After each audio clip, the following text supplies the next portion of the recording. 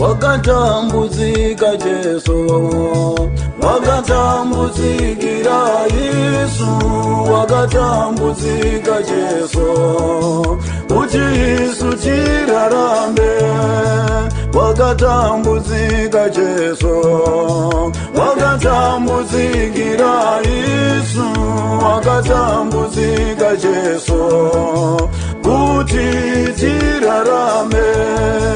Kurowa kutukwa wakafira Yesu, kusuwa kuchema wakawana zvose zvinotitambuza zvizhinji.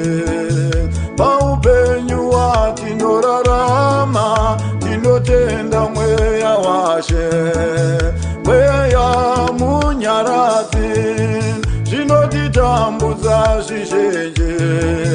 Paupenyu hwatinorarama tinotenda mweya washe, mweya munyaradzi wakasenga chinjikano ndokunanga pakorokota, wakaroverwa ipapo.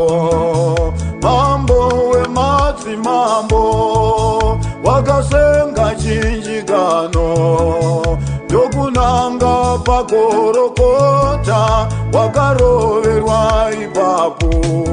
Mambo wemadzimambo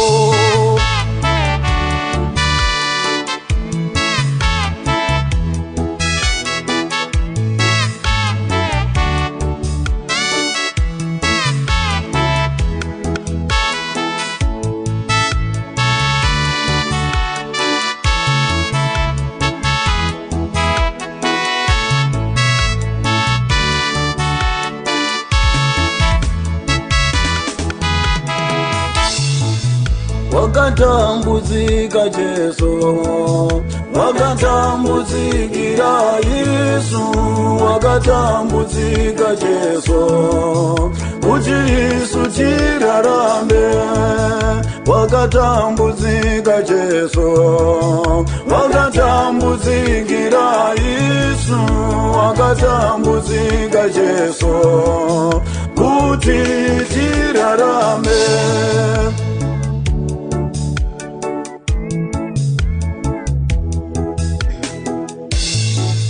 Saka nesu vana vashe ngatifambe munzira imweyo yokutambudzika kwashe, nyangwe zvichirwadza.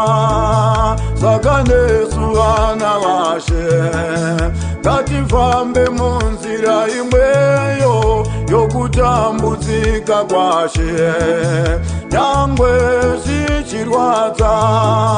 Kurowa kutukwa wakafira Yesu, kusuwa kuchema wakawana zvose zvinotitambudza zvizhinji.